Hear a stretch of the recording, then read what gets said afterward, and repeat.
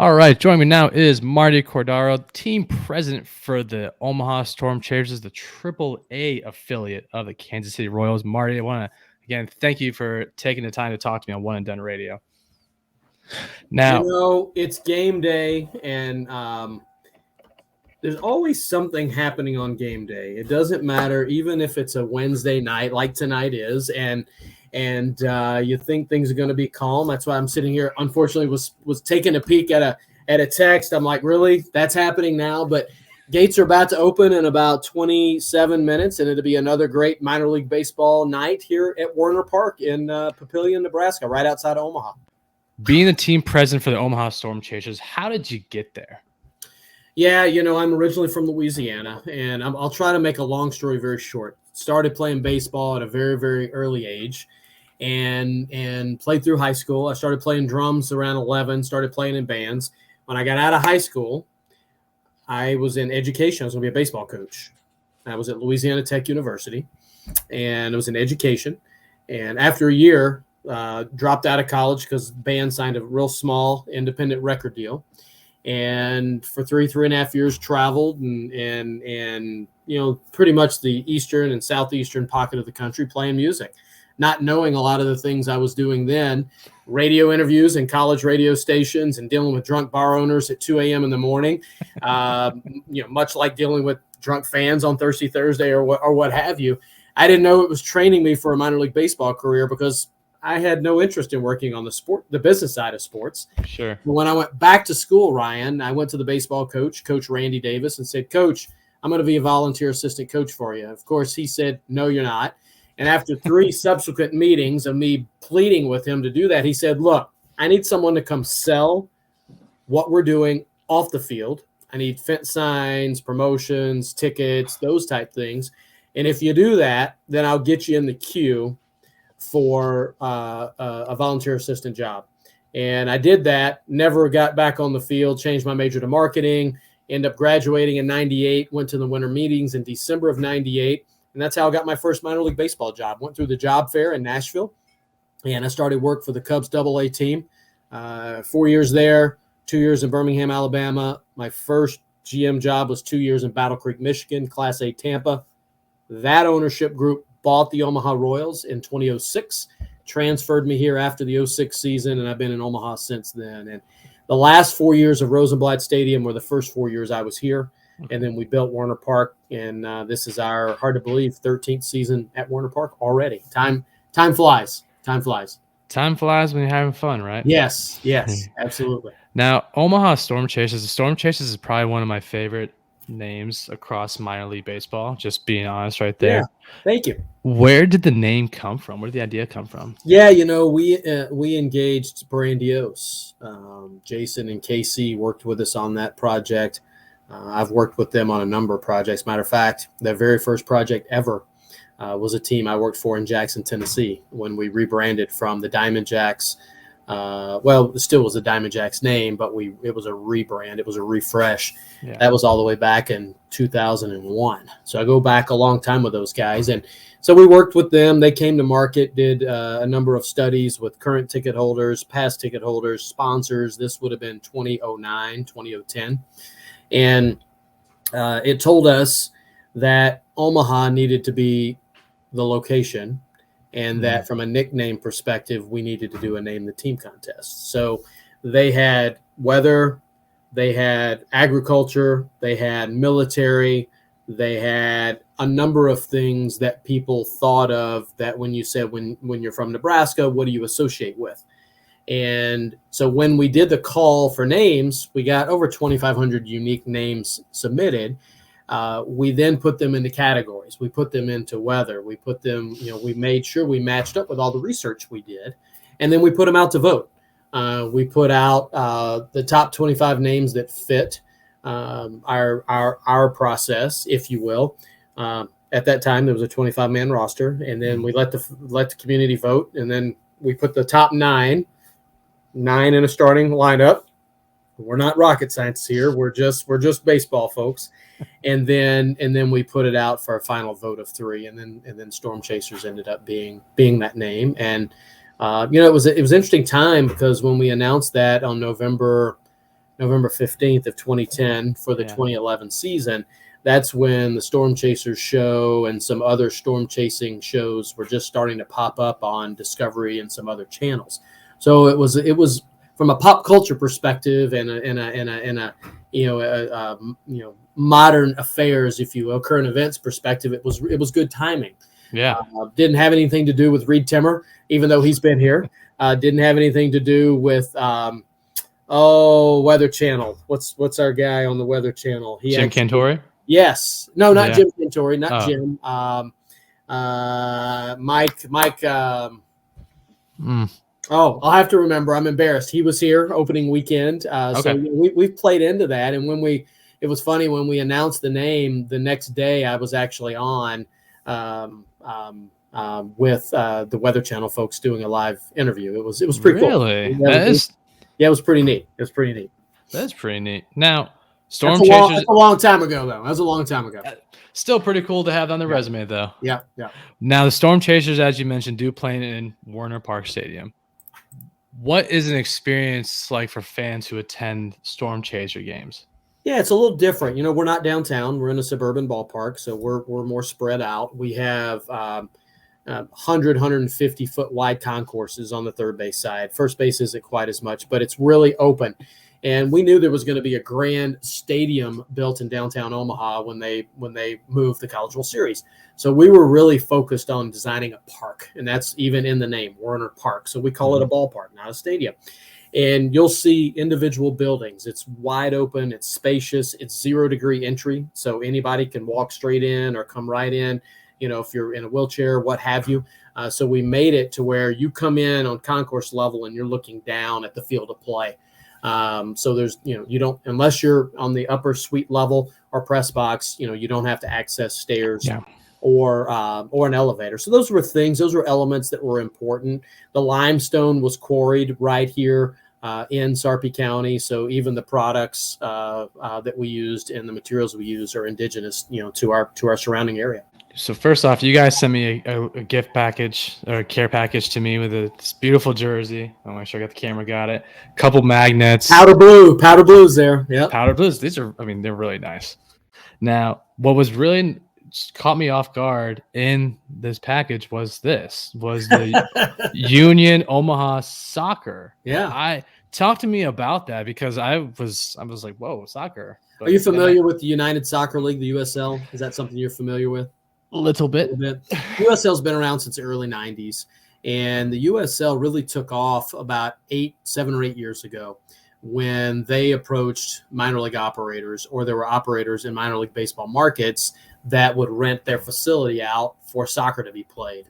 At one time, you had Fresno, Albuquerque, Vegas, Oklahoma City, Tulsa, Omaha, Memphis, Louisville. I could just keep going down the list. Reno, Tacoma. There are a lot that were doubling as soccer and baseball. There's not as many anymore because a lot of those markets have built their own soccer-specific stadium, or the baseball team, like in Vegas's case, built a new baseball stadium. So the soccer stayed in Cashman, the old 51s facility. So we jumped into the soccer world officially on May 1st, 2019, announcing a 2020 season. We obviously didn't know what was to come in 2020, or we wouldn't have chosen to start in 2020, but we did. We've been playing catch up business-wise ever since, just because the pandemic was that difficult on businesses that sell tickets for a living, whether it's theaters or spectator sports, especially at the community level. So, it's a new world for us, but it's been successful. We made the league finals in 2020. We won the league in 2021. We made the playoffs last year, and the soccer world has what's called the U.S. Open Cup. And Ryan, you and I could form a beer league soccer team and enter this tournament. It's been around for 108, 109 years. And so you play up until a certain point with rec league teams until kind of college summer soccer clubs join.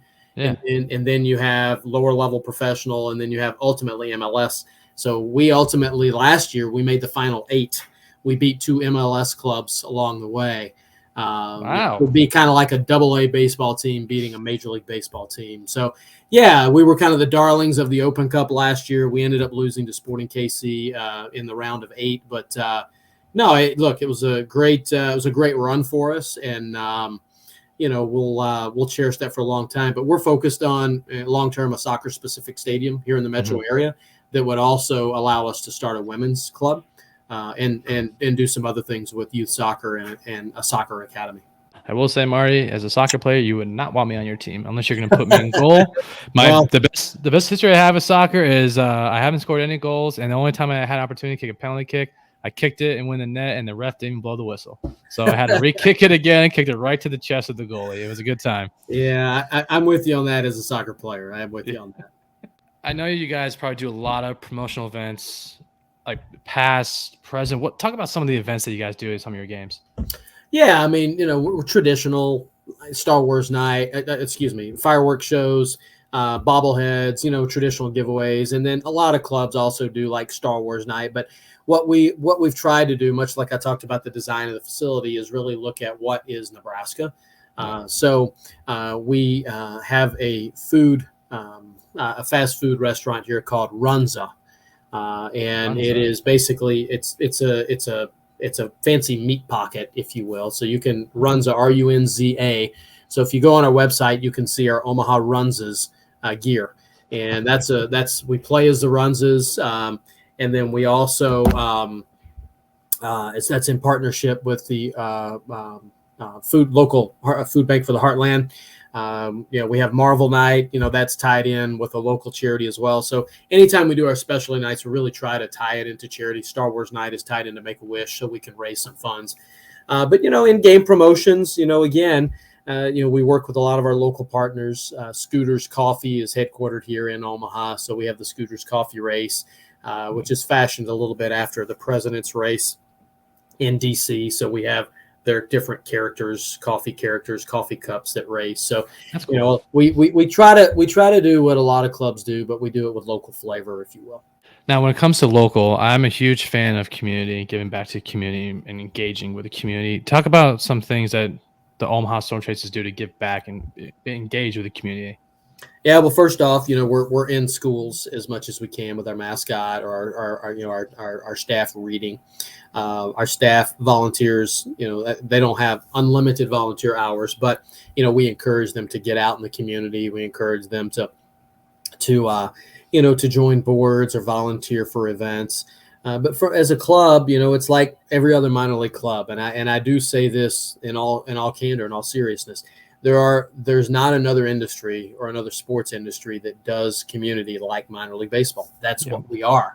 30 to 40% of our fan base are coming for baseball.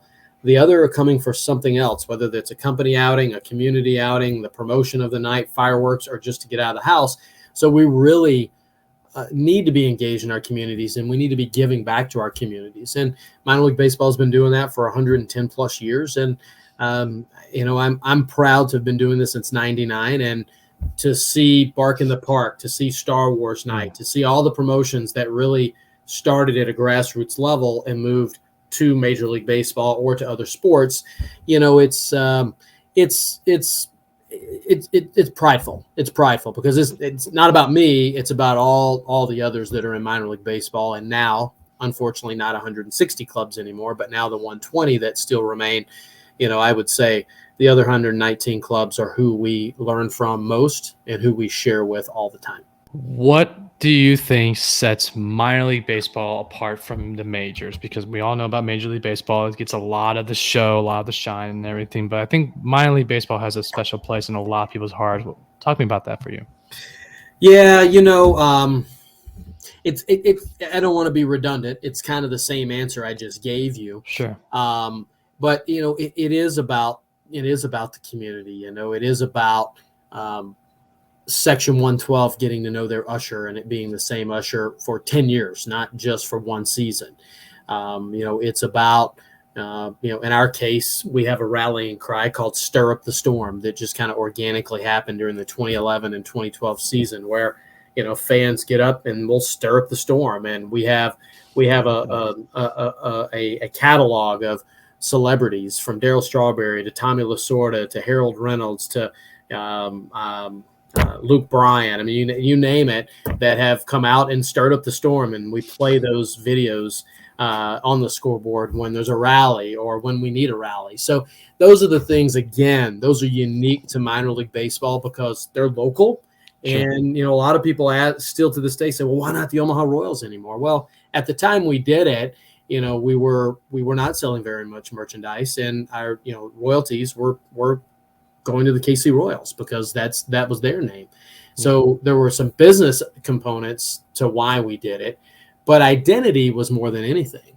And it really has given us our own local identity, regional to a degree. And yes, there's always tongue-in-cheek jokes when we have a postponement or when we have weather issues because, your name is the Storm Chasers. But, those few and far between moments, are far outweighed by the positives, by the name change. Now, we'll have some rapid fire because I know you got a couple more minutes, so you got to let you go. So rapid fire questions. I saw online, could be wrong here, but you're a big Star Wars fan, right? I am. Big Star Wars fan. I am a big fan. I collect toys from 77 to 85. So vintage collector. I got back into it probably in 2015. Wow, it's been about 8 years ago now. And for a while I was doing it with my two youngest sons, but now they're almost 15 and almost 20. So it's not cool anymore. It's still cool, Marty. But yeah, so I collect dolls. Yes. What was one movie you would watch over and over again from the Star Wars series? Empire Strikes Back. No problem there. What minor league team logo or team name is your favorite besides yours? Oh goodness. I like classic. So Durham Bulls, I would say probably from a classic perspective. From a more modern, a more recent change, Richmond Flying Squirrels. I think the Flying Squirrels is a great moniker. I don't know. There's so many good looks from a logo perspective. Sure. I'm not going to go there. All of them, all 120 on the logos, but names, those are kind of probably the names I like best. Good save, Marty. Do you believe in aliens? Something out there exists. Yeah, something's out there. Last one. What's your dream car? Oh, I'm not a car guy, so that's a tough one. Probably a Jeep Grand Wagoneer one day, probably. But probably a little older one that's been restored. Not one of the newer ones. I'm not a car guy. I gotcha. So that's a tough one. My wife drives a Prius and I drive a Nissan Rogue. So we're just whatever works, right? Gets you A to B. That's all you need. So Ryan, first off, thank you for having me on. I appreciate what you do for minor league sports and minor league baseball. And maybe we can do this again one day. I would love to, Marty. Now, for those that actually don't know where to find you guys, tell them when they can find you guys. Yeah, so OmahaStormChasers.com. You can also find us on Facebook, Omaha Storm Chasers, and then Omaha Storm Chasers if you on Twitter. And we're very active on Twitter. We've got good engagement there. And then we're on Instagram as well. And then personally, my Twitter is Omaha Prez, Prez.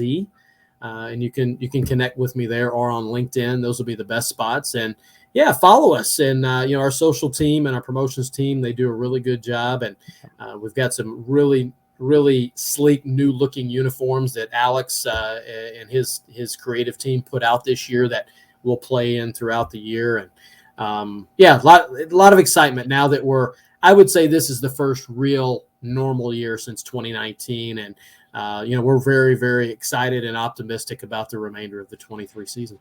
I'm glad to hear that. And now again, he is Martin Cordaro, team president, AAA affiliate of the Omaha Storm Chasers, who is a AAA affiliate of the Kansas City Royals. Marty, thank you again. I appreciate all the time you took for me today.